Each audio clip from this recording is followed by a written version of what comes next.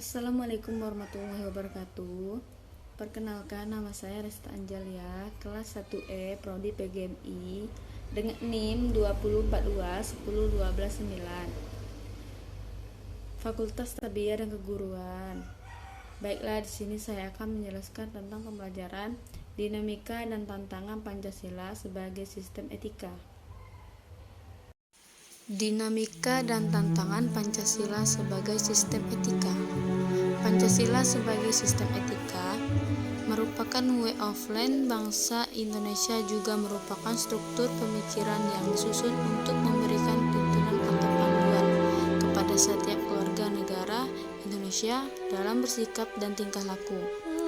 Pancasila sebagai sistem etika dimaksudkan untuk mengembangkan dimensi moralitas di setiap individu sehingga memiliki kemampuan menampilkan sikap spiritualitas dan kehidupan bermasyarakat, berbangsa, dan bernegara. Adapun dinamika Pancasila sebagai sistem etika dalam penyelenggaraan pemerintahan Indonesia. Pertama, pada zaman Orde Lama, pemilu diselenggarakan organisasi yang diikuti banyak partai politik dan dimenangkan 4 partai politik, yaitu Partai Nasional Indonesia, Partai Muslimin Indonesia, Partai Nahdlatul Ulama, dan Partai Komunis. Indonesia tidak dapat dikatakan pemerintahan pada zaman Orde Lama mengikuti sistem etika Pancasila. Bahkan ada tudingan dari pihak Orde Baru bahwa pemilu pada zaman Orde Lama dianut terlalu liberal karena pemerintahan Soekarno menganut sistem demokrasi terpimpin dari cenderung otoriter. Kedua, di zaman Orde Baru, sistem etika Pancasila diletakkan dalam bentuk penataran P4.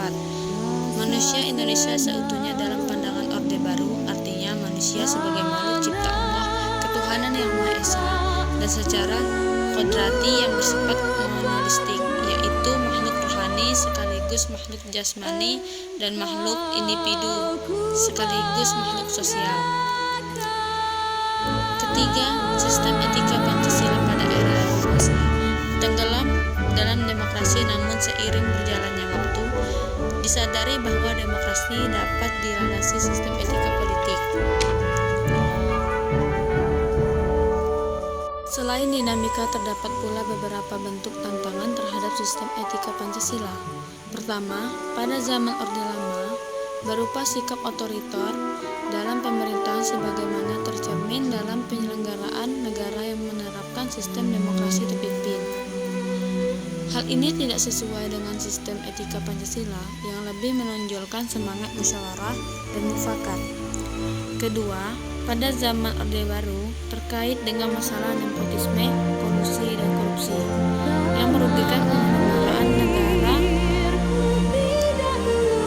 Hal tersebut dapat sesuai dengan keadilan sosial karena nepotisme, kolusi, dan korupsi hanya menguntungkan segelintir orang atau kelompok tertentu. Ketiga, pada era reformasi berupa euforia sehingga kebebasan berpolitik sehingga mengabaikan norma-norma moral seperti munculnya anak nepotisme yang memaksakan kehendak dengan mengatasnamakan